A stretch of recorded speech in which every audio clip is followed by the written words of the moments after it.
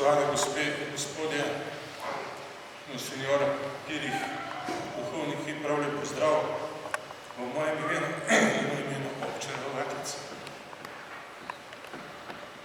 Šele zdaj sem videl, da sem bil večkrat v njegovi rojstni hiši. Šele zdaj sem spoznal, kateri so bili njegovi strici in tudi tete.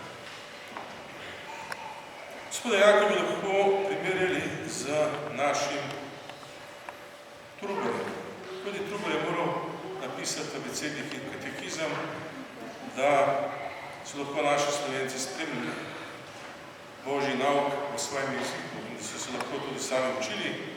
Tako je tudi Janko pripravil priročnik, da lahko te mrgaše, ima nekako 17-18 različnih pravil, ravno toliko kot tudi škofij.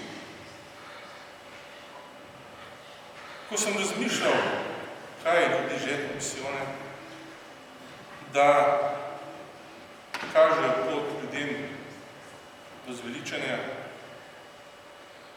vidim, da in kot župan sem zelo vesel, da je v Logatcu, v Logaški občini, veliko duhovniških poklicev, veliko redovnikov in seveda med njimi tudi misionarji.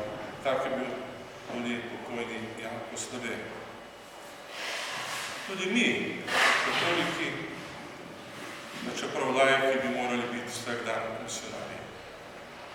Naš narod je razdvojen in tisti, ki ima neko znanje, moč, bi bilo prav, da tako kot naši misionarji v svetu, ljudmi v naš narod zopet vrnemo veselje in neko spravo.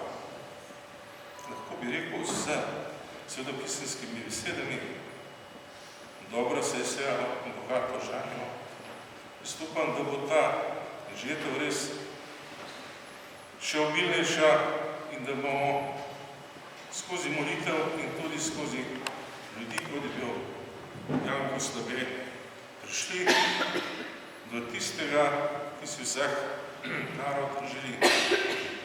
Hvala vsem, ki ste pripravili danes tako lepo mašo akademijo, da nas bo spominjala našega vojaka in na njegova dela. Hvala vsem, še enkrat, Bog varni.